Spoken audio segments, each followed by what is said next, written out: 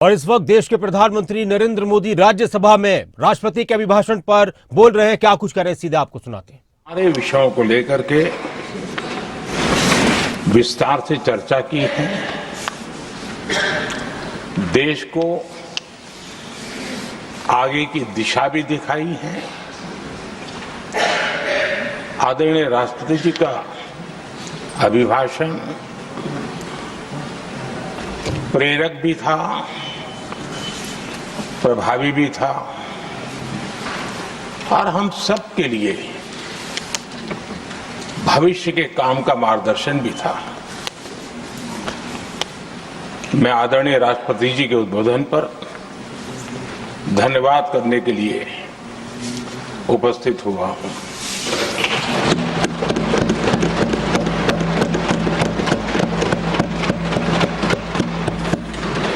आदरणीय सभापति जी, करीब 70 से भी ज्यादा माननीय सांसदों ने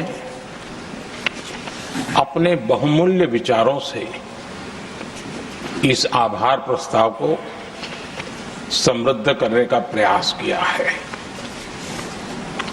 यहां पक्ष प्रतिपक्ष दोनों तरफ से चर्चा हुई। हर किसी ने अपने अपने तरीके से राष्ट्रपति जी के अभिभाषण को जिसने जैसे समझा वैसे यहां समझाया और उन्होंने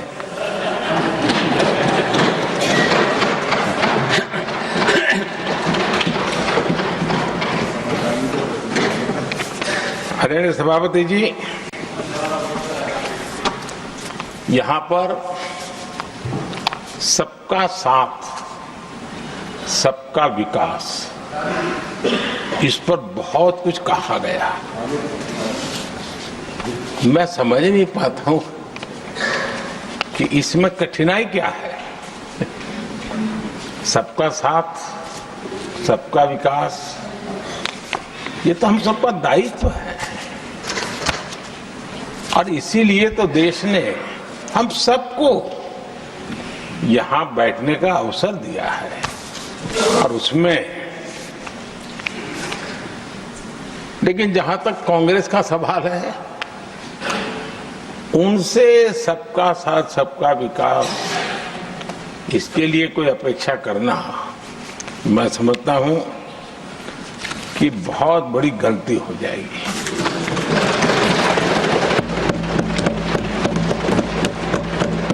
ये उनकी सोच के बाहर है, उनकी समझ के भी बाहर है और उनके रोड मैप में भी ये सूट नहीं करता है, क्योंकि वो इतना बड़ा दल एक परिवार को समर्पित हो गया है। उसके लिए सबका साथ सबका विकास संभव ही नहीं है।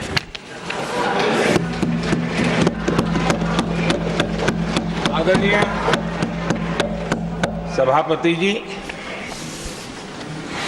कांग्रेस ने राजनीति का एक ऐसा मॉडल तैयार किया था जिसमें झूठ, फरेब, भ्रष्टाचार, परिवारवाद, तुष्टीकरण, सबका गालमेल था। जहां सबका गालमेल हो वहां सबका साथ हो ही नहीं सकता।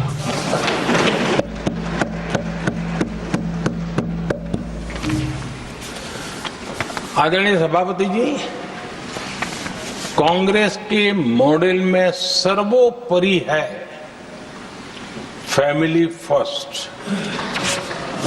और इसलिए उनकी नीति, रीति, उनकी वाणी, उनका वर्तन उस एक चीज को संभालने में ही खपता रहा है। 2014 के बाद देश ने हमें सेवा करने का अवसर दिया और मैं देश की जनता का आभारी हूं हमें तीसरी बार लगातार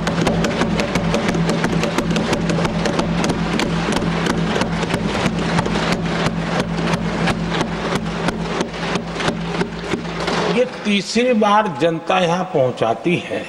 इतने बड़े देश में इतनी वाइब्रेंट डेमोक्रेसी हो, वाइब्रेंट मीडिया हो, हर प्रकार के बातें बताने की छूट हो, उसके बावजूद भी देश दूसरी बार तीसरी बार हमें सेवा करने का मॉडल बनाती है। इसका कारण देश की जनता ने हमारे विकास के मॉडल को परखा है, समझा है और समर्थन दिया है। और हमारा ये विकास का मॉडल को अगर मुझे एक शब्द में कहना है तो मैं ये कहूंगा, नेशन फर्स्ट, राष्ट्र प्रथम। इसी एक उम्दा भावना और समर्पित भाव से हमने लगातार अपनी नीतियों में, अपने कार्यक्रमों में, हमारे वाणी में, वर्तन में इसी एक बात को मानदंड मान करके देश की सेवा करने का प्रयास किया है। और आदरणीय सभापति जी, मैं बड़े गर्व के साथ भी कहता हूं, बड़े संतोष के साथ कहता हूं कि एक लंबे अरसे तक, 5-6 दशक तक देश के सामने अल्टरनेट मॉडल क्या हो, तराजू पर तोलने का कोई अवसर ही नहीं मिला था। लंबे अरसे के बाद 2014 के बाद देश को एक अल्टरनेट मॉडल क्या हो सकता है, अल्टरनेट कार्यशैली क्या हो सकती है, प्रायोरिटीज क्या हो सकती है, इसका एक नया मॉडल देखने को मिला है। और ये नया मॉडल तुष्टीकरण नहीं, संतुष्टीकरण पर भरोसा।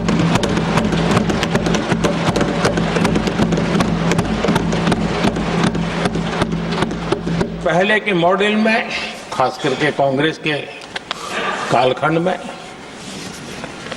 तुष्टीकरण, हर चीज में तुष्टीकरण, यही उनका एक प्रकार से औषधि बन गई थी उनकी राजनीति को करने की। और उन्होंने स्वार्थ नीति, राजनीति, देश नीति, सबका एक घोटाला करके रखा हुआ था। तरीका ये होता था कि छोटे तबके को कुछ दे देना और बाकियों को तरसा कर रखना, और जब चुनाव आए तब कहना, देखो उनका मिला है, शायद आपको भी मिल जाएगा। और इस प्रकार से झुनझुना बांटते रहना, लोगों के आंखों पर पट्टी बांध करके अपनी राजनीतिक सियासत को चलाए रखना, ताकि चुनाव के समय वोट की खेती हो सके। यही कार्य चलता रहा। आदरणीय सभापति जी, हमारी कोशिश रही है कि भारत के पास जो भी संसाधन है, उन संसाधनों का ऑप्टिमम यूटिलाइजेशन किया जाए। भारत के पास जो समय है, उस समय का भी बर्बादी से बचा करके पल पल का उपयोग देश की प्रगति के लिए, जन सामान्य के कल्याण के लिए, उसी पर वो खर्च हो। और इसलिए हमने एक अप्रोच अपनाया, सैचुरेशन का अप्रोच।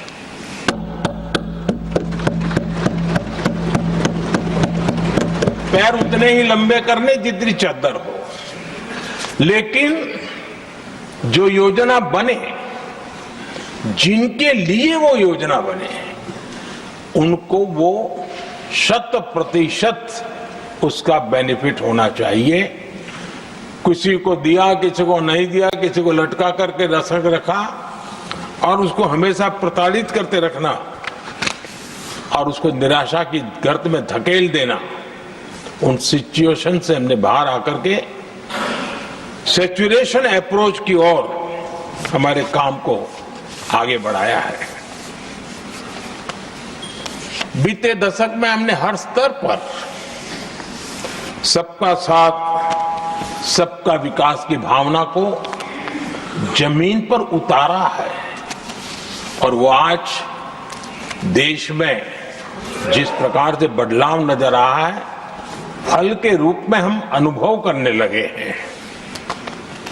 हमारे गवर्नेंस का भी मूल मंत्र यही रहा है, सबका साथ सबका विकास। हमारी ही सरकार ने SC ST एक्ट को मजबूत बनाकर दलित और आदिवासी समाज के सम्मान और उनके सुरक्षा के संबंध में अपनी प्रतिबद्धता भी दिखाई और हमने उसको बढ़ाया।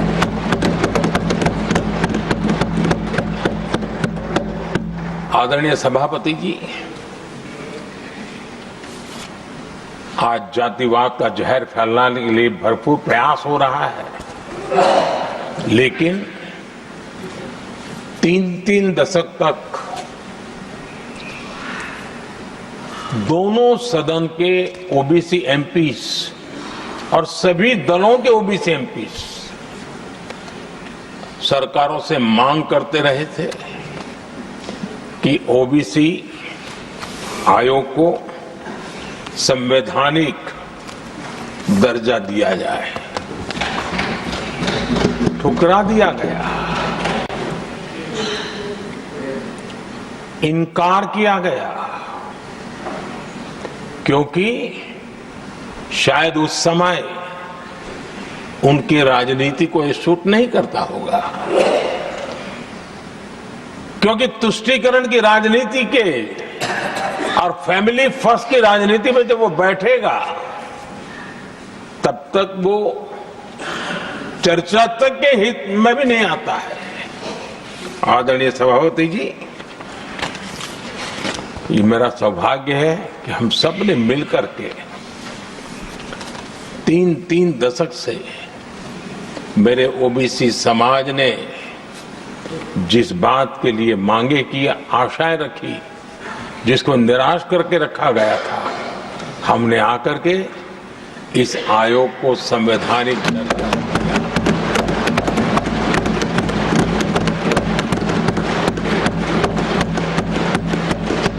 और हमने सिर्फ उनकी मांग पूरी की इतना नहीं, हमारे लिए उनका मान सम्मान भी उतना ही महत्वपूर्ण है, क्योंकि देश के 140 करोड़ देशवासियों को हम जनता जनार्दन के रूप में पूजने वाले लोग हैं।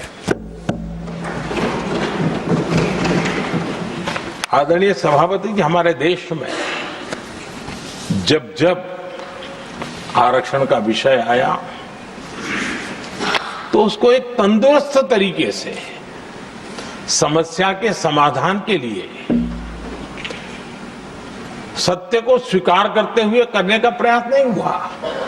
हर चीज में देश में विभाजन कैसे हो, तनाव कैसे पैदा हो, एक दूसरे के खिलाफ दुश्मनी कैसे पैदा हो, वही तरीके अपनाए गए हैं।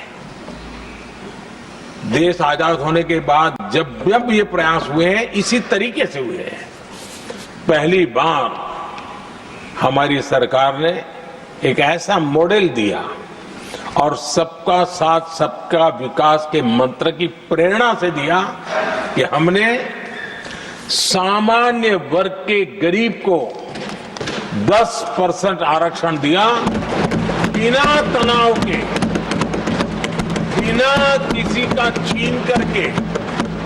और जब ये निर्णय किया तो एससी समुदाय ने भी उसको स्वागत किया, एसटी समुदाय ने भी स्वागत किया, ओबीसी समुदाय ने भी स्वागत किया। किसी को भी पेट में दर्द नहीं हुआ, क्योंकि इतना बड़ा निर्णय, लेकिन करने का तरीका था सबका साथ सबका विकास, और तब जाकर के बहुत ही स्वस्थ शांत तरीके से पूरे राष्ट्र ने इस बात को स्वीकार किया। आदरणीय सभापति जी, हमारे देश में दिव्यांगों की कभी सुनवाई जितनी मात्रा में होनी चाहिए थी नहीं हुई। जब सबका साथ सबका विकास का मंत्र होता है ना, तब मेरे दिव्यांग जन भी वो सबके कैटेगरी में होते हैं, और तब जाकर के हमने दिव्यांगों के लिए आरक्षण का विस्तार किया, दिव्यांगों के लिए सुविधाएं उपलब्ध हो, इसके लिए मिशन मोड में काम किया। दिव्यांगों के कल्याण के लिए अनेक योजनाएं बनाई, लेकिन योजनाओं को लागू भी किया। ये इसके कारण इतना ही नहीं, आदरणीय सभापति जी,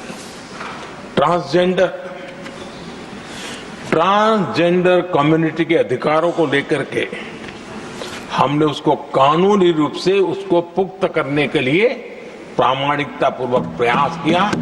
सबका साथ सबका विकास के मंत्र को हम कैसे जीते हैं, ये हमने समाज के उस उपेक्षित वर्ग की तरफ भी हमने बड़ी संवेदना के साथ देखा। आदरणीय सभापति जी, भारत की विकास यात्रा में नारी शक्ति के योगदान को कोई नकार नहीं सकता है, लेकिन उनको अगर अवसर मिले और वो नीति निर्धारण का हिस्सा बने, तो देश की प्रगति में और गति आ सकती है। और इस बात को ध्यान में रखते हुए हमने ही और इस सदन का पहला निर्णय हुआ, हम देशवासी गर्व कर सकते हैं, सदन इस बात के लिए याद रखा जाएगा, ये नया सदन सिर्फ उसके रूप रंग के लिए नहीं, ये नया सदन का पहला निर्णय था नारी शक्ति बंधन।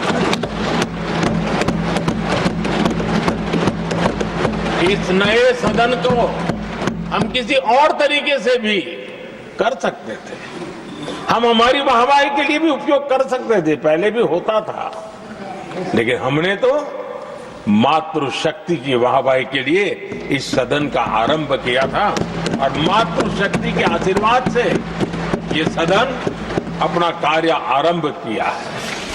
आदरणीय सभापति जी, हम जानते हैं, इतिहास की तरफ अब थोड़ी नजर करें,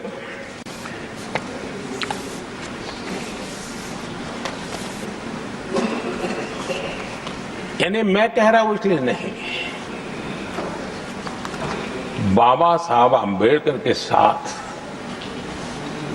कांग्रेस को कितनी नफरत रही थी, उनके प्रति कितना गुस्सा था, और किसी भी हालत में बाबा साहब की हर बात के प्रति कांग्रेस चिढ़ जाती थी, और इसके सारे दस्तावेज मौजूद है। और इस गुस्से को दो बार बाबा साहब को चुनाव में पराजित करने के लिए क्या कुछ नहीं किया गया।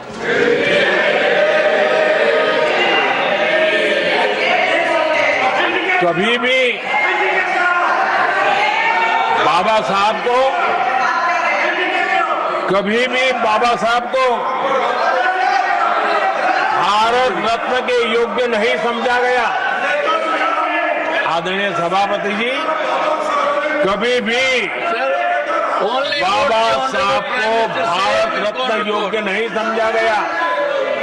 इतना ही नहीं, आदरणीय सभापति जी, इस देश के लोगों ने बाबा साहब की भावना का आदर किया, सर्व समाज ने आदर किया और तब आज मजबूरन कांग्रेस को जय भीम बोलना पड़ रहा है, उनका मुंह सूख जाता है।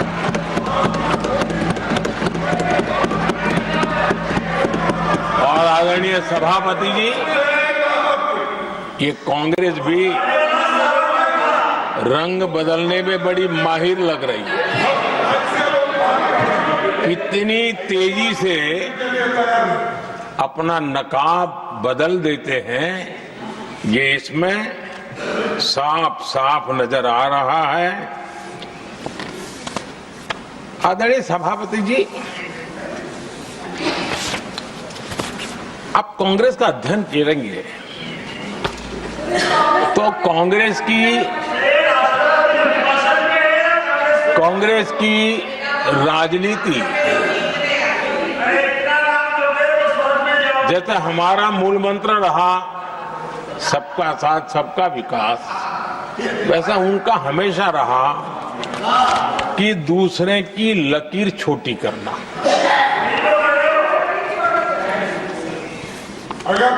और इसके कारण उन्होंने सरकारों को अस्थिर किया। किसी भी राजनीतिक दल की सरकार कहीं बनी तो उसको अस्थिर कर दिया, क्योंकि लकीर छोटी करो दूसरे की, इसी काम में वो लगे रहे। और ये जो उन्होंने रास्ता चुना है ना, औरों की लकीर छोटी करने का, लोकसभा के बाद भी जो उनके साथ थे वो भी भाग रहे हैं, तो उनको पता चला गया ये तो हमें भी मार डालेंगे। और यही उनकी नीतियों का परिणाम है कि आज ये हाल हो गए हैं कांग्रेस के। देश की सबसे पुरानी पार्टी, आजादी के आंदोलन से जुड़ी पार्टी, इतनी दुर्दशा। ये औरों की लकीर छोटी करने में अपनी शक्ति खपा रहे हैं ना। अगर वो खुद की लकीर लंबी करते तो उनकी ये दशा नहीं होती। और मैं बिना मांगे एडवाइस दे रहा हूं, आप अपनी लकीर लंबी करने में मेहनत कीजिए, सोचिए, तो कभी न कभी देश आपको भी ये 10 मीटर दूर यहां आने का अवसर देगी।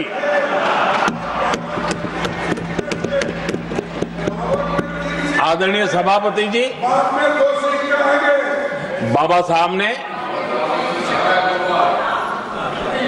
SC/ST समुदाय की बुनियादी चुनौतियों को बहुत बारीकी से समझा था, बहुत गहराई से समझा था और खुद भुक्तभोगी थे, इसलिए दर्द भी था, पीड़ा भी थी और समाज का कल्याण करने की का एक जज्बा भी था।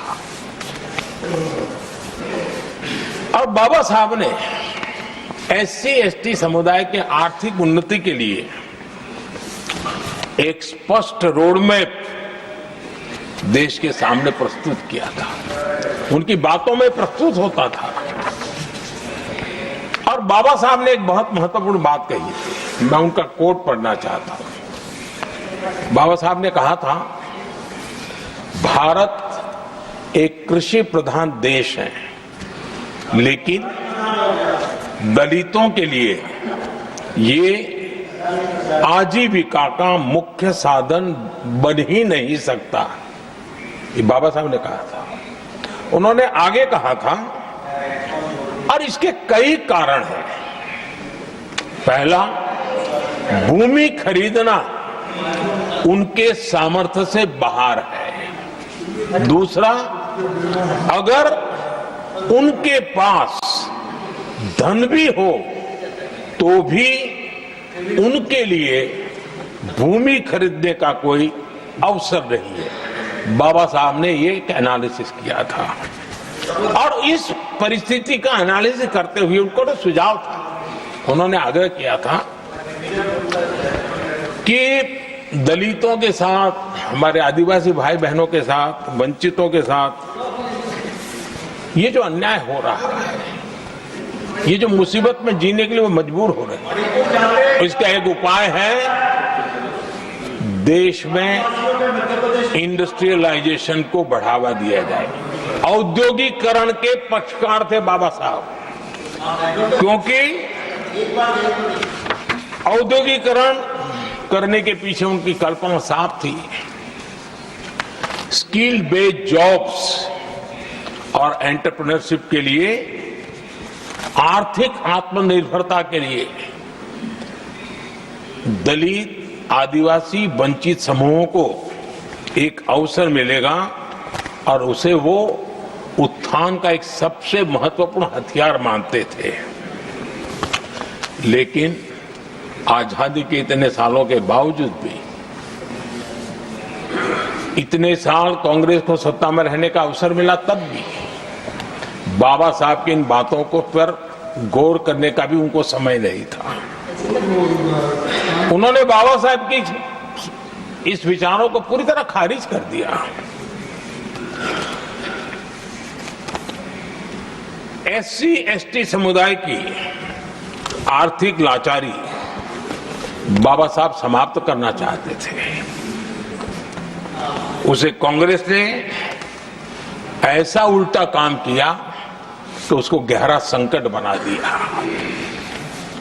आदरणीय सभापति जी, 2014 में हमारी सरकार ने इस सोच को बदला और हमने प्राथमिकता देते हुए स्किल डेवलपमेंट, फाइनेंशियल इंक्लूजन और इंडस्ट्रियल ग्रोथ पर हमने जोर दिया।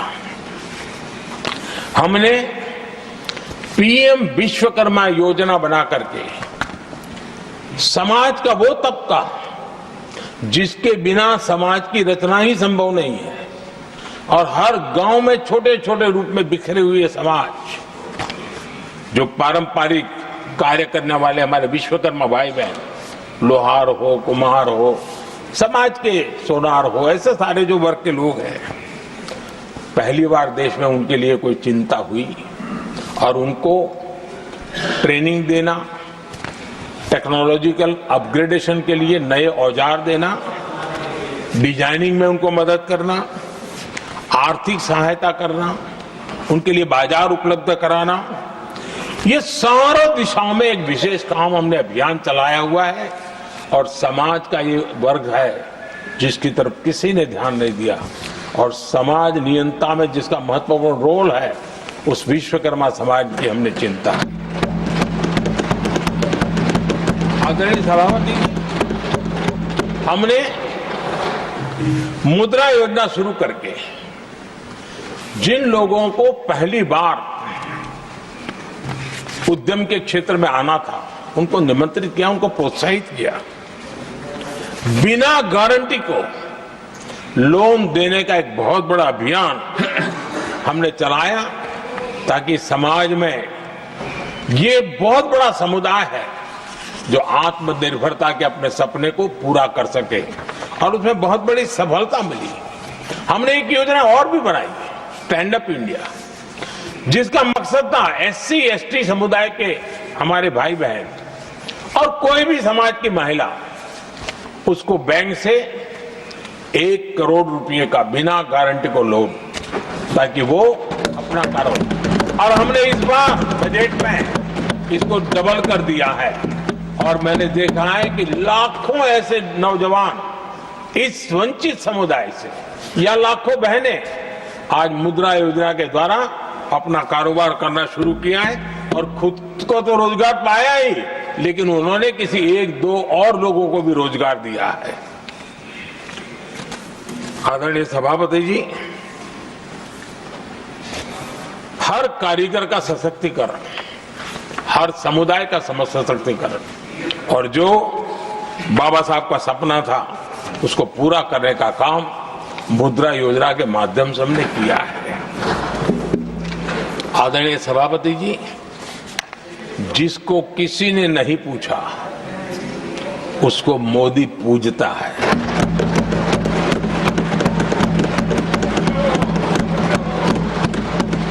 गरीब, वंचित, उसकी का कल्याण ये हमारी प्राथमिकता है। इस वर्ष के बजट में भी आप देखिए, लेदर इंडस्ट्री, फुटवेयर इंडस्ट्री, ऐसे अनेक छोटे दायरे के विषयों को हमने स्पर्श किया है और इसका सबसे बड़ा लाभ गरीब और वंचित समुदाय के लोगों को मिलने वाला है, जो इस बजट पे घोषणा की। अब उदाहरण के रूप में टॉयज की बात करें, समाज के इस प्रकार के वर्ग के लोग ही टॉयज बनाने के काम में हैं। हमने उस पर ध्यान केंद्रित किया। बहुत सारे गरीब परिवारों को अनेक प्रकार की उसमें मदद दी गई और उसका परिणाम आज आया है कि टॉयज हम एक्सपोर्ट करने की आदत में फंसे हुए थे, आज इंपोर्ट करने की आदत में फंसे हुए थे, आज हमारे टॉय 3 गुना एक्सपोर्ट हो रहे हैं और जिसका फायदा समाज के एक बहुत ही नीचे के तबके में जीने वाले, मुसीबतों से गुजारा करने वाले समुदाय को मिल रहा है। आदरणीय सभापति जी, हमारे देश में एक बहुत बड़ा समुदाय है, मछुआरा समुदाय। इन मछुआरे साथियों के लिए हमने एक अलग मिनिस्ट्री तो बनाई, लेकिन जो बेनिफिट किसान क्रेडिट में किसानों को मिलता था, हमने वो किसान क्रेडिट कार्ड के सारे बेनिफिट हमारे मछुआरे भाई बहनों को भी दिया, ये सुविधा दी। अलग मिनिस्ट्री बनाई, इस काम किया और करीब 40,000 करोड़ रुपया हमने इसके अंदर इंफ्यूज किया है। फिशरीज सेक्टर को बल दिया है और इसका प्रयास इन प्रयासों का परिणाम यह आया है कि हमारा मछली उत्पादन 2 गुना और एक्सपोर्ट भी 2 गुना हुआ है और जिसका सीधा बेनिफिट हमारे मछुआरे भाई बहनों को हुआ है।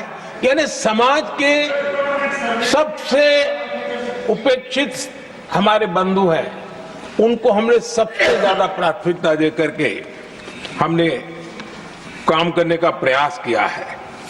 आदरणीय सभापति जी, यहाँ जो जातिवाद का जहर फैलाने की जिनको अब नया शौक लग गया है,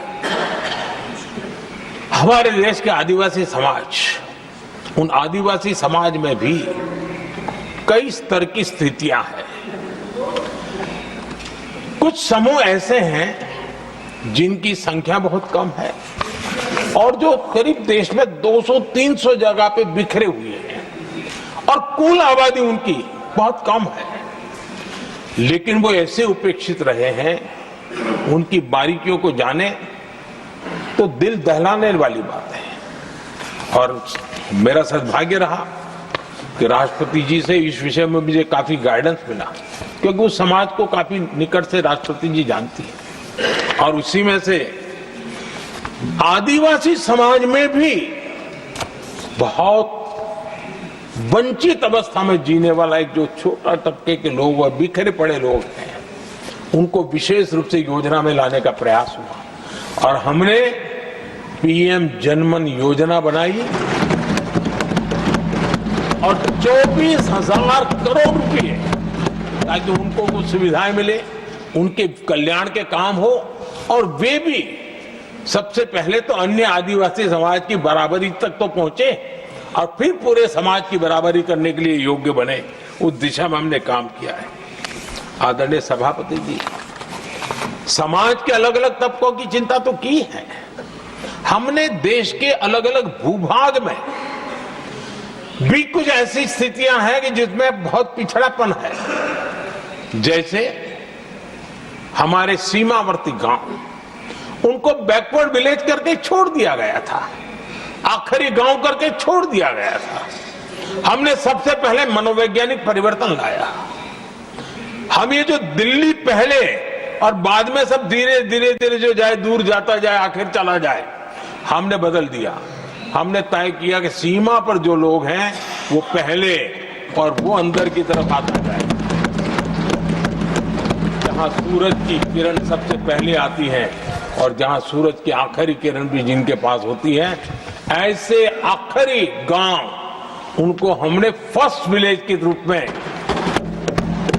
विशेष दर्जा देते हुए, विशेष योजना बनाते हुए हमने उनके विकास के कामों को, इतना ही नहीं, उसको प्राथमिकता इतनी दी कि मैंने पिछले टर्म में मंत्री परिषद के साथियों को ऐसे दूर दराज के गांवों में 24 घंटे रुकने के लिए भेजा था और -15 डिग्री वाले कुछ विलेजेस थे, वहां भी हमारे मंत्री वहां जाकर के रुके थे, उनको समझने का, उनकी समस्याओं के समाधान के लिए प्रयास किया था।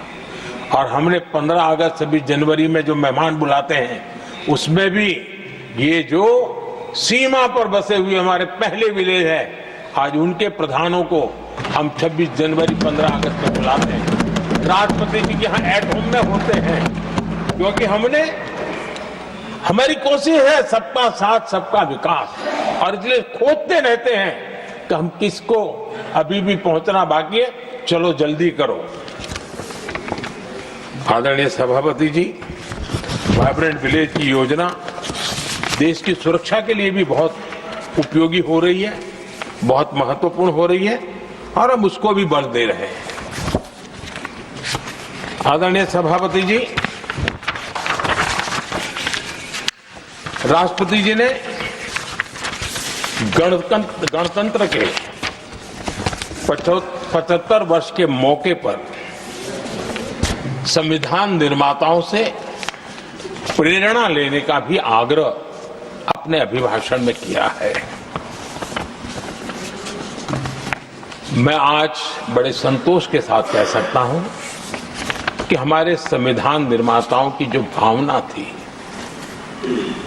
उसी का आदर करते हुए, उसी से प्रेरणा लेते हुए हम आज आगे बढ़ रहे हैं। कुछ लोगों को लगता होगा ये यूसीसी क्या लाए हैं, लेकिन जो संविधान सभा की डिबेट पढ़ेंगे उनको पता चलेगा कि हम उस भावना का यहां लाने का प्रयास कर रहे हैं। कुछ लोगों की राजनीति आड़े आती होगी, लेकिन हम संविधान निर्माताओं की भावना को जीते हैं ना, तब जाकर के ये साहस करते हैं और कमिटमेंट के साथ पूरा करने का प्रयास करते हैं। आदरणीय सभापति जी, संविधान निर्माताओं का आदर करना चाहिए था। संविधान निर्माताओं के एक एक बात से प्रेरणा लेने की थी, लेकिन ये कांग्रेस है जिसने आजादी के तुरंत बाद ही संविधान निर्माताओं की भावनाओं की धज्जियां उड़ा दी थी। और ये दुख के साथ मुझे कहना पड़ रहा है। आप कल्पना कर सकते थे कि जब देश में चुनी हुई सरकार नहीं थी, एक स्टॉप गैप अरेंजमेंट था चुनाव तक का, वो स्टॉप गैप अरेंजमेंट में जो बैठे थे महाशय, उन्होंने संविधान में संशोधन कर दिया आते ही। चुनी हुई सरकार करती तो थोड़ा भी तो समझ आता था, लेकिन उतना भी इंतजाम नहीं किया। और किया क्या उन्होंने फ्रीडम ऑफ स्पीच को कुचला, फ्रीडम ऑफ स्पीच को कुचला। अखबारों पर, प्रेस पर लगाम लगाई और डेमोक्रेट का टैग लगाकर घूमते रहे दुनिया में। देश के डेमोक्रेसी का महत्वपूर्ण स्तंभ, उसको कुचलने का काम हुआ, और ये संविधान की भावना का पूरी तरह अनादर था। आदरणीय सभापति जी, देश की पहली सरकार थी, नेहरू जी प्रधानमंत्री थे, और मुंबई में जब नेहरू जी प्रधानमंत्री थे तब मुंबई में मजदूरों की एक हड़ताल हुई। उसमें मशहूर गीतकार मजरूर सुल्तानपुरी जी ने एक गीत गाया था, कॉमनवेल्थ का दास है, ये कविता उन्होंने गाई थी। कविता गाने मात्र के गुणे में नेहरू जी ने देश के एक महान कवि को जेल में ठूस दिया।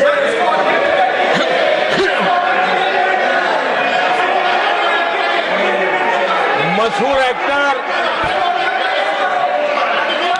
एक्टर बलराज साहनी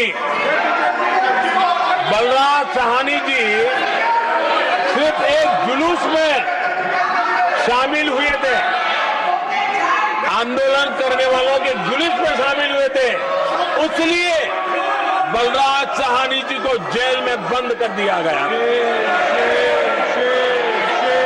आदरणीय सभापति जी, लता मंगेशकर जी के भाई हृदयनाथ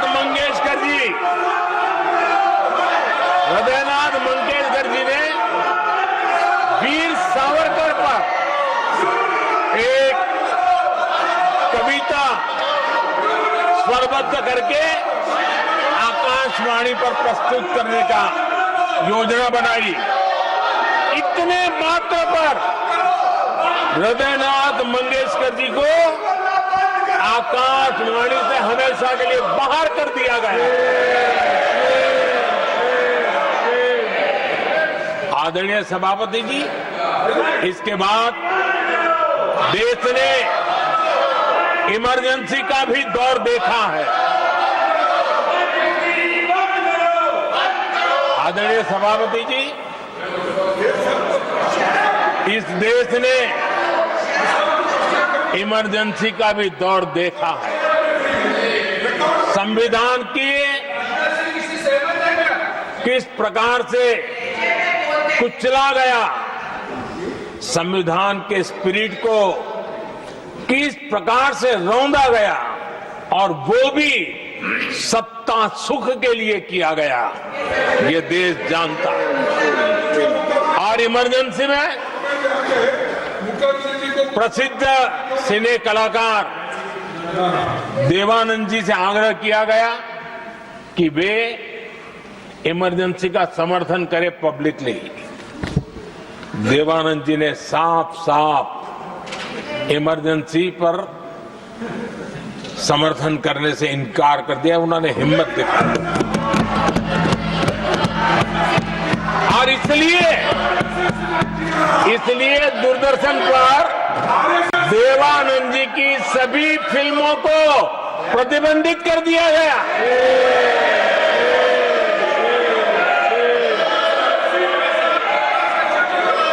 आदरणीय सभापति जी, ये संविधान की बातें करने वाले लोग, उन्होंने सालों से संविधान को अपने जेब में रखा है, उसी का एक परिणाम है। संविधान का सम्मान नहीं किया है। आदरणीय सभापति जी किशोर कुमार जी, उन्होंने कांग्रेस के लिए गाना गाने से मना किया। इस एक गुनाह के लिए आकाशवाणी पर किशोर कुमार के सभी गानों को प्रतिबंधित कर दिया गया।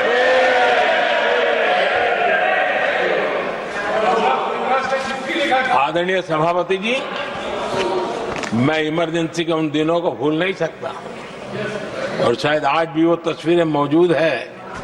ये जो लोकतंत्र की बातें करते हैं, मानव गरिमा की बातें करते हैं, और बड़े बड़े भाषण देने के लिए शौकीन लोग हैं, आपातकाल में जॉर्ज फर्नांडिस समेत देश के महानुभावों को हथकड़ियां पहनाई गई थी, जंजीरों से बांधा गया था। संसद के सदस्य, देश के गणमान्य नेता, उनको हथकड़ियां और जंजीरों से बांधा गया था। इनके मुंह में संविधान शब्द शोभा नहीं देता है।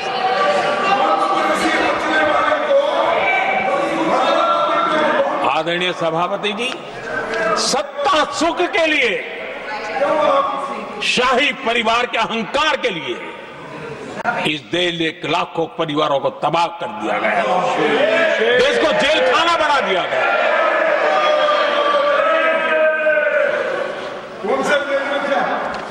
बहुत लंबा संघर्ष चला। ये अपने आप को बहुत बड़ा तीसमार खा मारने वालों को जनता जनार्दन की ताकत को स्वीकार करना पड़ा, घुटने टेकने पड़े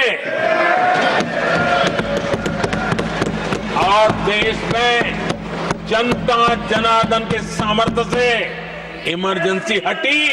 ये भारत के लोगों की रगों में जो लोकतंत्र है ना, उसी का परिणाम था।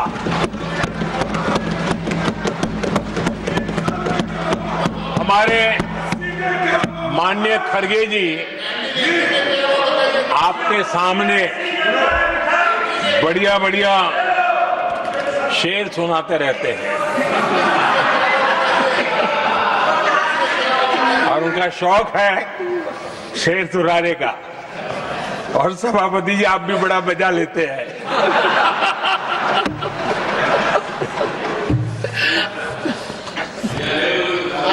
एक शेर मैंने भी कहीं पढ़ा था,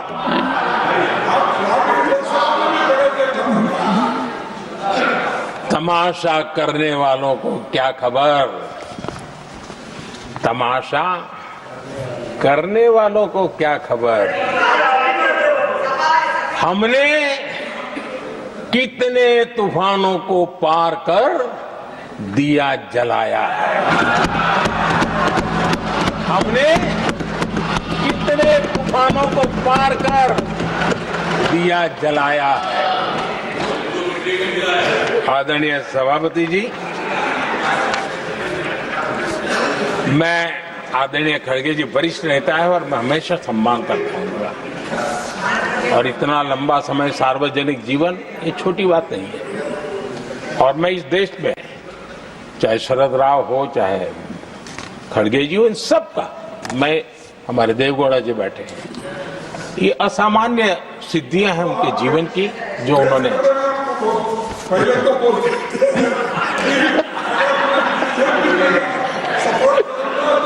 ऐसा है खड़गे जी, आपको आपके घर में तो ये बातें सुनने को नहीं मिलेगी, नहीं बताऊंगा।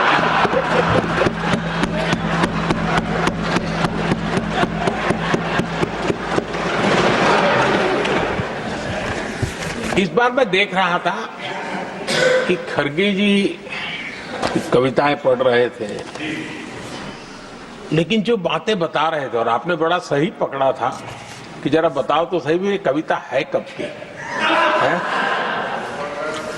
उनको पता था, सभापति जी उनको पता था ये कविता कब की है।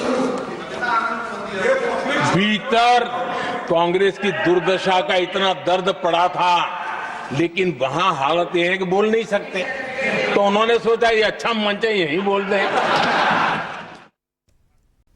चलिए आपको सीधा एक बार फिर से राज्यसभा लिए चलते हैं, जहां पर प्रधानमंत्री नरेंद्र मोदी बोल रहे हैं। अवसरों का फायदा उठाते हुए सशक्तिकरण के माध्यम से 25 करोड़ गरीबी को परास्त करने में सफल,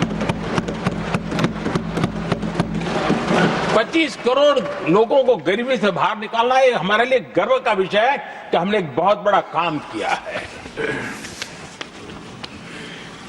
जो लोग गरीबी से निकले हैं, कठोर परिश्रम करके निकले हैं, सरकारी पर भरोसा करते हुए योजनाओं को आधार बना करके, और आज गरीबी से निकलकर वो एक न्यू मिडिल क्लास हमारे देश में अर्जित हुआ है। आदरणीय सभापति जी, मेरी सरकार इस न्यू मिडिल क्लास और मिडिल क्लास के साथ डट करके खड़ी है और बहुत कमिटमेंट के साथ हम खड़े हैं। हमारी न्यू मिडिल क्लास और मिडिल क्लास की आकांक्षाएं आज देश के लिए गति देने वाली शक्ति है। हमारे देश की एक नई ऊर्जा है, देश की प्रगति का सबसे बड़ा आधार है। हम मिडिल क्लास के, नियर मिडिल क्लास के सामर्थ्य को बढ़ाना चाहते हैं। हमने मिडिल क्लास के लिए एक बहुत बड़े हिस्से को टैक्स में इस बजट में जीरो कर दिया है।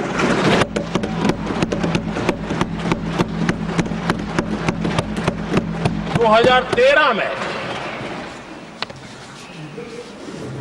2 लाख तक की आय टैक्स में मुक्ति थी, इनकम टैक्स में 2 लाख तक मुक्ति थी।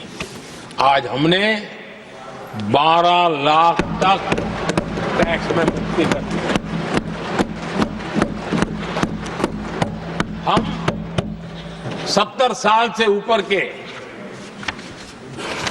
किसी भी वर्ग के क्यों न हो, किसी भी समाज से क्यों न हो, उनको आयुष्मान योजना का लाभ देकर के, और उसका सबसे बड़ा लाभ मिडिल क्लास के बुजुर्गों को मिल रहा है।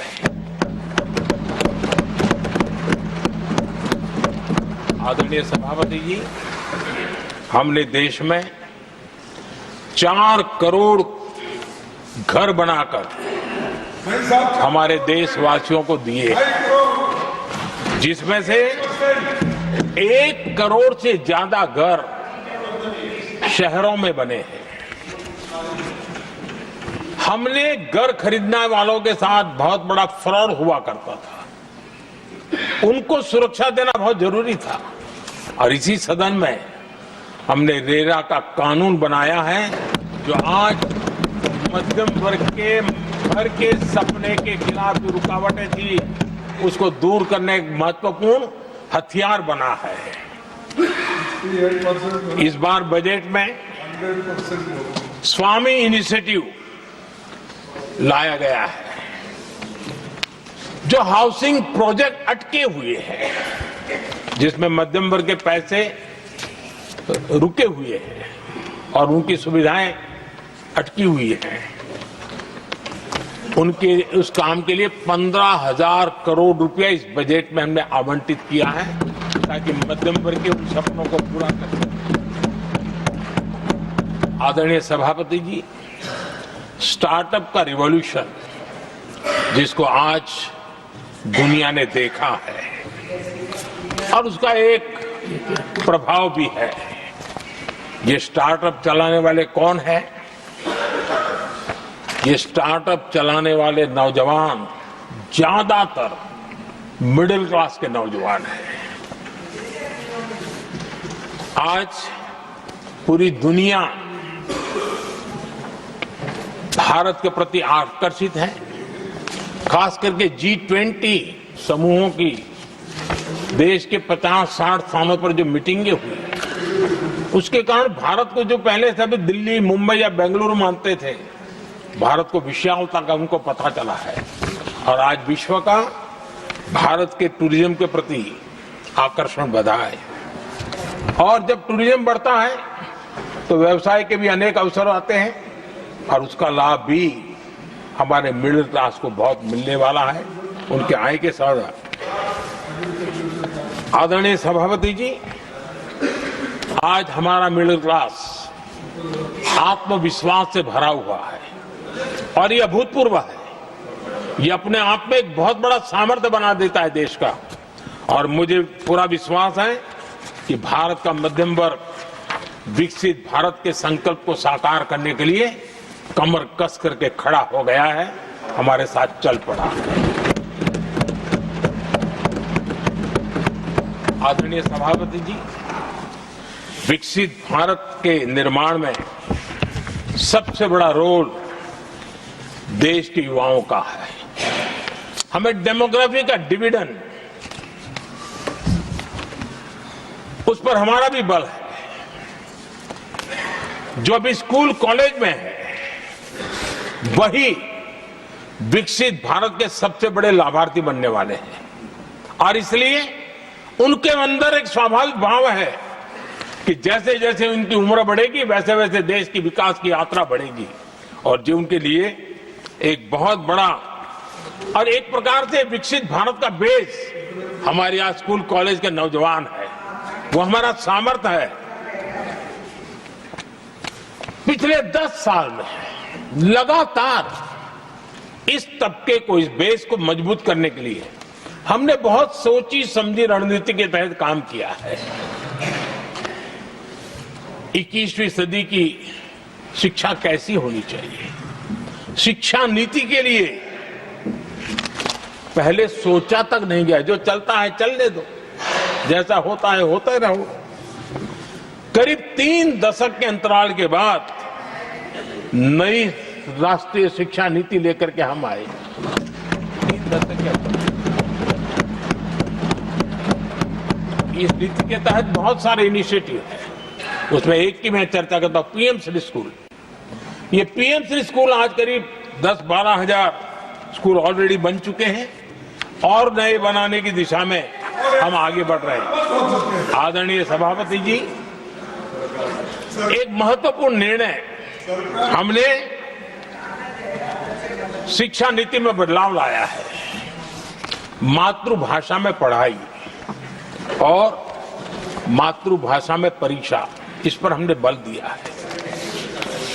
देश आजाद हुआ, लेकिन ये कुछ गुलामी की मानसिकता कहीं कहीं जकड़ के रखा था ना, उसमें ये हमारी भाषा भी थी। हमारी मातृभाषा के साथ घोर अन्याय हुआ और गरीब का बच्चा, दलित का बच्चा, आदिवासी का बच्चा, वंचित का बच्चा वो इसलिए रुक जाए ताकि उसको लैंग्वेज नहीं आती है। ये उसके साथ घोर अन्याय था।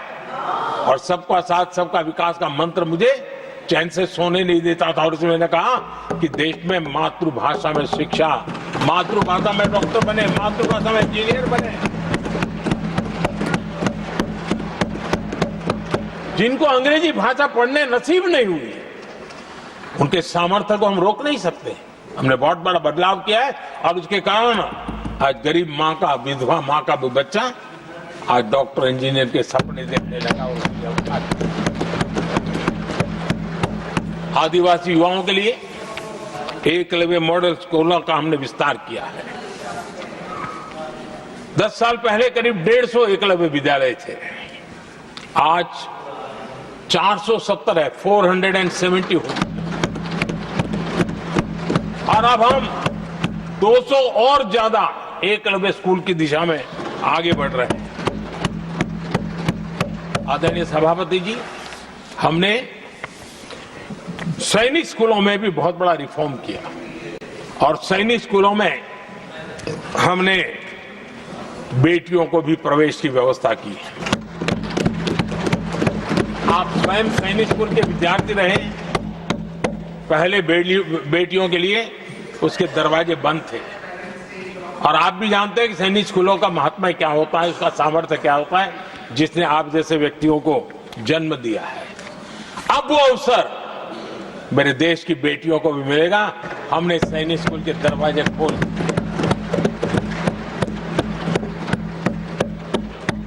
और अभी हमारी सैकड़ों बेटियां देशभक्ति के इस माहौल में अपनी पढ़ाई कर रही हैं और देश के लिए जीने का जज्बा सहज रूप से उनके भीतर पनप रहा है।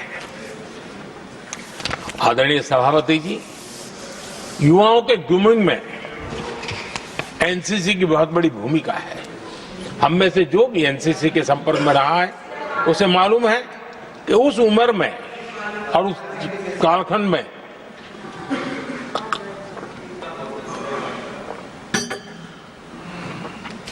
एक बहुत सुनहरा अवसर होता है व्यक्ति के विकास में, सर्वांगीण विकास में। उसको एक एक्सपोजर मिलता है। बीते वर्षों में एनसीसी में अभूतपूर्व विस्तार हुआ है। हमने उसको भी जकड़ करके बैठ गए थे। 2014 तक एनसीसी में करीब 14 लाख कैडेट हुआ करते थे। आज वो संख्या 20 लाख पार कर गई।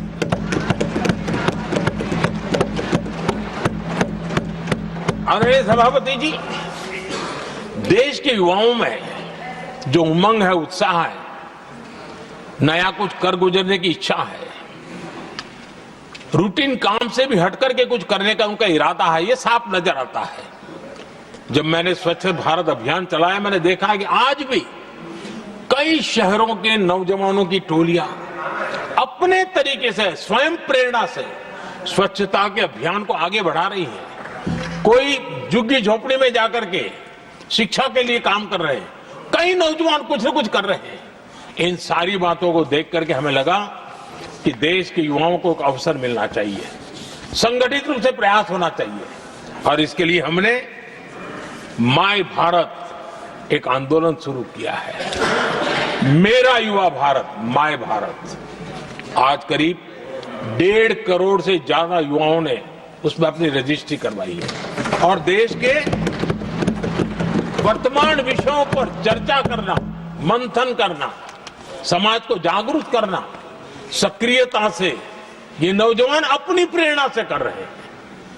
उनको स्पून फीडिंग की जरूरत नहीं पड़ रही है, वो अपने सामर्थ्य से अच्छी चीजों को हाथ लगा करके आगे बढ़ रहे हैं। आदरणीय सभापति जी, खेल का क्षेत्र, स्पोर्ट्समैन स्पिरिट को जन्म देते हैं, और जिस देश में स्पोर्ट जितना व्यापक होता है, उस देश के अंदर वो स्पिरिट अपने आप पनपता है। खेल प्रतिभा को बल देने के लिए हमने अनेक आयामों पर काम शुरू किया है। खेल के लिए जो इंफ्रास्ट्रक्चर की जरूरत हो, उसके लिए जो फाइनेंशियल सपोर्ट की आवश्यकता हो, उसमें अभूतपूर्व हमने मदद की है, ताकि देश के नौजवानों को एक अवसर मिले। Target Olympic podium scheme, tops, और खेलो इंडिया अभियान हमारे स्पोर्ट्स इकोसिस्टम को पूरी तरह ट्रांसफॉर्म करने की ताकत रखते हैं, और हम अनुभव भी कर रहे हैं। पिछले दिनों 10 साल में जितने भी इंटरनेशनल स्पोर्ट्स इवेंट हुए हैं, भारत ने अपना झंडा गाड़ दिया, भारत ने अपना सामर्थ्य दिखा दिया है, भारत के नौजवानों ने अपना लोहा बनवा लिया है, और उसमें हमारी बेटियां भी उतना ही दमखम के साथ दुनिया के सामने भारत की ताकत का प्रदर्शन कर रही है। आदरणीय सभापति जी, किसी भी देश को विकासशील से विकसित की जो यात्रा होती है, उसमें जन कल्याण के कामों का अपना महत्व है, लोक कल्याण के कामों का अपना महत्व है, लेकिन इंफ्रास्ट्रक्चर एक बहुत बड़ा कारण होता है, बहुत बड़ी ताकत होता है, और विकासशील से विकसित की यात्रा इंफ्रास्ट्रक्चर से गुजरती है, और हमने इंफ्रास्ट्रक्चर का महत्व को समझा है, और हमने इस पर बल दिया है। और जब इंफ्रास्ट्रक्चर की बात होती है, तो ये भी जरूरी है कि वो समय सर पूरे हो, जिसकी हम कल्पना करें, योजना करें, आवश्यकता समझे, लेकिन लटके रहे तो उसका फायदा नहीं मिलता है, उससे टैक्स पेयर का पैसा भी बर्बाद होता है, और देश उस लाभ से वंचित रह जाता है, अनेक सालों तक इंतजार करता है, उसका बहुत बड़ा भारी नुकसान होता है, जिसको शब्दों में गिना नहीं जा सकता है। कांग्रेस के कालखंड में अटकाना, भटकाना, लटकाना, ये उनका कल्चर बन गया था, और उसके कारण ये राजनीति का हिस्सा था। इस प्रोजेक्ट को करने देना, नहीं करने देना, उसमें राजनीतिक तराजू रहता था। सबका साथ, सबका विकास का मंत्र नहीं होता था।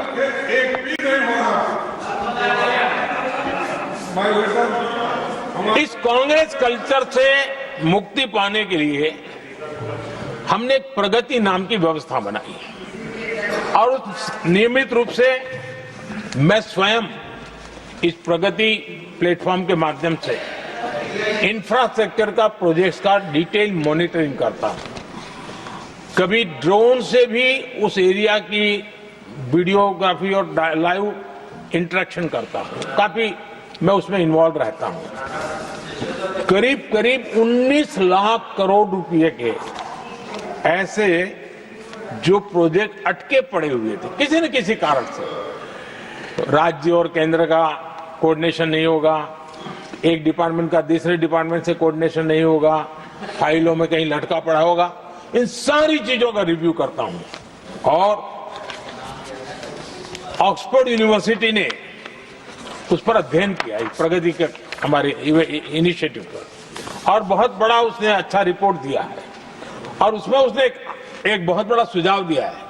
उसने कहा प्रगति के इनिशिएटिव के बारे में कहा है, उन्होंने कहा प्रगति के अनुभवों से सीखते हुए अन्य विकासशील देशों के पास भी इंफ्रास्ट्रक्चर के विकास में क्रांति लाने का एक मूल्यवान अवसर है।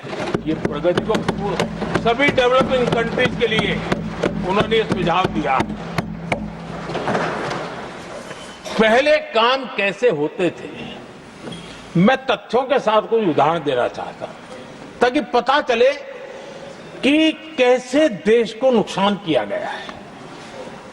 मैं ये नहीं कह रहा हूं हर एक ही व्यक्ति ने जानबूझ के किया होगा, लेकिन कल्चर डेवलप हो गया और उसका परिणाम हुआ।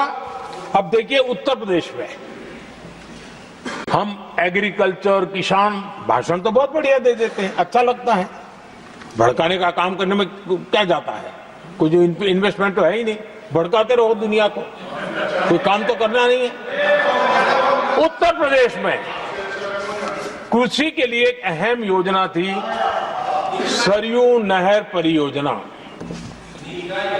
सरयू नहर परियोजना 1972, सोचिए साहब, 1972 में स्वीकृत हुई थी, 5 दशक तक लटकी रही। 1972 में जिस योजना को सोचा गया, योजना बनी, फाइल पे स्वीकृत हो चुकी, 2021 में हमने आकर के इसको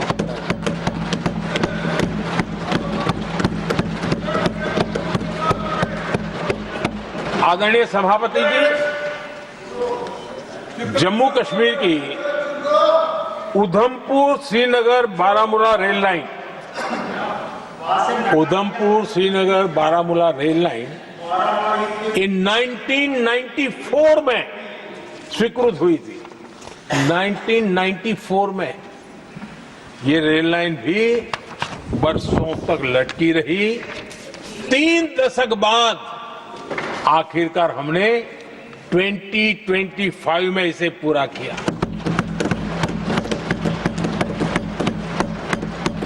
आदरणीय सभापति जी, ओडिशा की Haridaspur Paradip rail line, Haridaspur Paradip rail line 1996 में स्वीकृति हुई थी,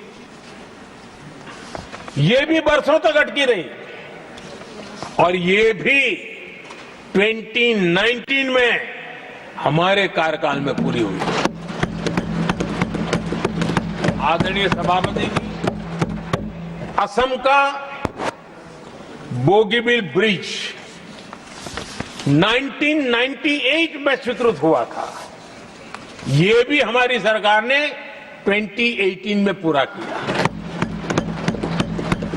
और मैं ऐसे आपको सैकड़ों उदाहरण दे सकता हूं। अटकाना, लटकाना, भटकाना, ये कल्चर कितने देश को बर्बाद किया है, सैकड़ों उदाहरण दे सकता हूं। आप कल्पना कर सकते हैं, कांग्रेस ने अपने कार्यकाल में देश के लिए, देश जिसके लिए हकदार था, जो होने की संभावनाएं भी थी, इस प्रगति का न करते हुए कितनी बर्बादी की है, इसका आप अंदाज लगा सकते हैं। इंफ्रास्ट्रक्चर प्रोजेक्ट्स में सही प्लानिंग और सही एग्जीक्यूशन, इसके लिए पीएम गति शक्ति नेशनल मास्टर प्लान बनाया है। पीएम गति शक्ति में जो लोग डिजिटल वर्ल्ड में इंटरेस्टेड हैं, उनके लिए जरूरी है समझना, और मैं तो चाहूंगा इसको राज्यों ने भी उपयोग करना चाहिए। पीएम गति शक्ति प्लेटफॉर्म में 1600 डेटा लेयर्स हैं हमारे देश के अलग अलग कामों के, और निर्णय प्रक्रिया को तेज करते हैं, सरल करते हैं, और उसको लागू करने में भी बहुत तेजी से उसको लागू किया जा सकता है। तो आज गति शक्ति प्लेटफॉर्म अपने आप में एक बहुत बड़ा इंफ्रास्ट्रक्चर के काम को गति देने वाला आधार बन गया है। आदरणीय सभापति जी,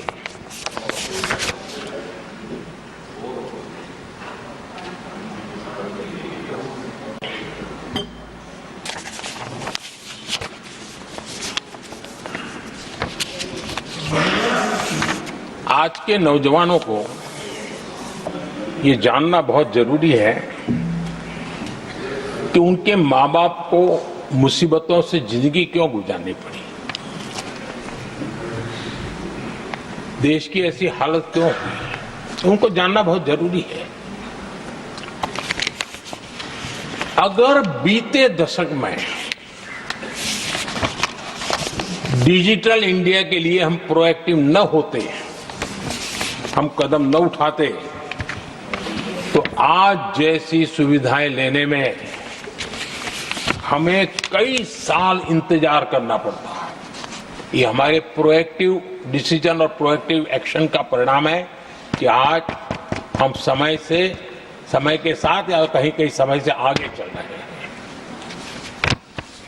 आज देश में 5G टेक्नोलॉजी दुनिया में सबसे तेज गति से व्याप्त हमारे देश में हो रहा है।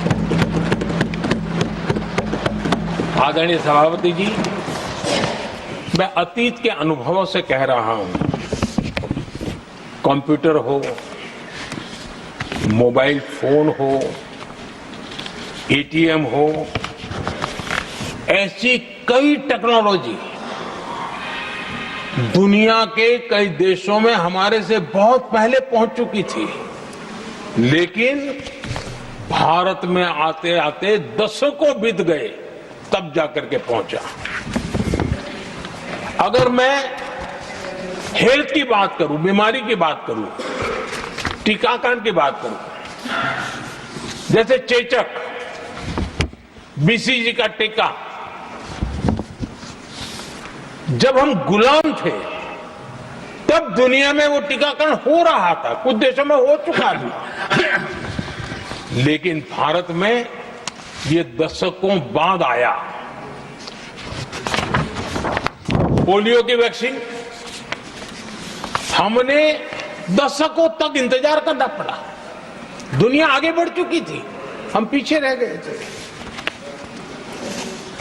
कारण यह था, कांग्रेस ने देश की व्यवस्था को ऐसे जकड़ करके रखा था। उनको लगता था सारा ज्ञान सरकार में जो बैठे हैं उन्हीं को है, वही सब कर लेंगे, और उसी का एक परिणाम था लाइसेंस परमिट राज। मैं देश के नौजवानों को कहूंगा, लाइसेंस परमिट राज का कितना जुल्म था, देश विकास नहीं कर सकता था, और लाइसेंस परमिट राज यही कांग्रेस की पहचान बन गई थी। आदरणीय सभापति जी, कंप्यूटर का जब शुरुआती दौर था तो कंप्यूटर को इंपोर्ट करना चाहता है तो उसके लिए लाइसेंस लेना होता था, कंप्यूटर लाने के लिए, और कंप्यूटर लाने के लाइसेंस पाने में भी सालों लग जाते थे। आदरणीय सभापति जी, वो दिन थे मकान बनाने के लिए सीमेंट चाहिए तो सीमेंट के लिए भी परमिशन लेना पड़ता था, मकान बनाने के। इतना ही नहीं सभापति जी, शादी ब्याह में अगर चीनी की जरूरत हो, चीनी चाय पिलानी हो, तो भी लाइसेंस लेना पड़ता था। मेरे देश के नौजवानों को पता होना, और मैं आजाद भारत की बात कर रहा हूं, मैं अंग्रेजों के कालखंड की बात नहीं कर रहा हूं, कांग्रेस के कालखंड की बात कर रहा हूं। और कांग्रेस के एक पूर्व वित्त मंत्री, जो अपने आप को बहुत ज्ञानी मानते हैं, उन्होंने माना था कि लाइसेंस परमिट के बिना कोई काम होते नहीं है। सारे काम लाइसेंस परमिट के रास्ते से ही गुजरते हैं। और उन्होंने ये भी कहा था कि लाइसेंस परमिट बिना रिश्वत को नहीं होता है। मैं कांग्रेस के वित्त मंत्री ने जो कहा वो कह रहा हूं, बिना रिश्वत को नहीं होता है। अब कोई बहुत आसानी से समझ सकता है, उस जमाने में रिश्वत मतलब हाथ की सफाई कौन करता था भाई? ये कौन पंजा था? वो पैसा कहां जाता था? देश का नौजवान भली भांति समझ सकता है। यही इस सदन में कांग्रेस के एक माननीय सदस्य हैं, मौजूद है, जिनके पिताजी के पास खुद के पैसे थे, किसी से लेना नहीं था, और कार खरीदना चाहते थे। यहां मौजूद एक एमपी है कांग्रेस के, उनके पिताजी खुद के पैसे से कार खरीदना चाहते थे। 15 साल तक उनको कार के लिए इंतजार करना पड़ा था कांग्रेस के राज में।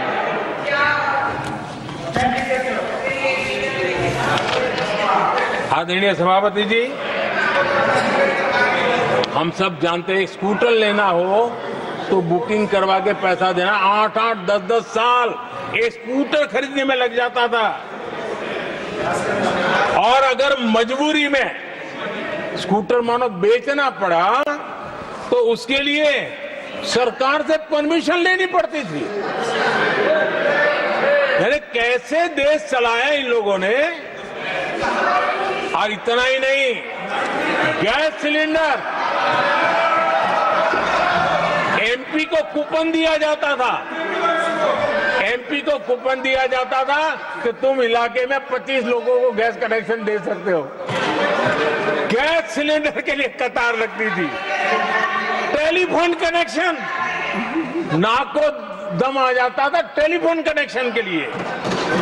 देश के नौजवानों को पता होना चाहिए कि ये जो आज बड़े बड़े भाषण झाड़ रहे हैं, उन्होंने क्या किया था, देश को पता होना चाहिए।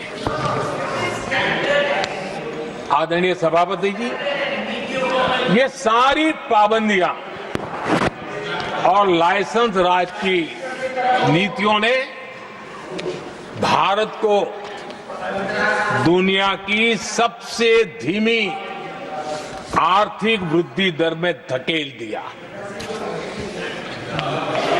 लेकिन क्या आप जानते हैं, इस कमजोर वृद्धि दर को, इस विफलता को दुनिया में किस नाम से कहने की शुरुआत हो गई? हिंदू रेट ऑफ ग्रोथ कहने लगे। एक समाज का पूरा अपमान, विफलता सरकार में बैठे हुए लोगों की, काम न करने के सामर्थ्य बैठे हुए लोगों का, समझ शक्ति का अभाव बैठे हुए लोगों का, दिन रात भ्रष्टाचार में डूबे हुए लोगों का, और गाली पड़ी एक बहुत बड़े समाज को, हिंदू ग्रेट ऑफ ग्रोथ।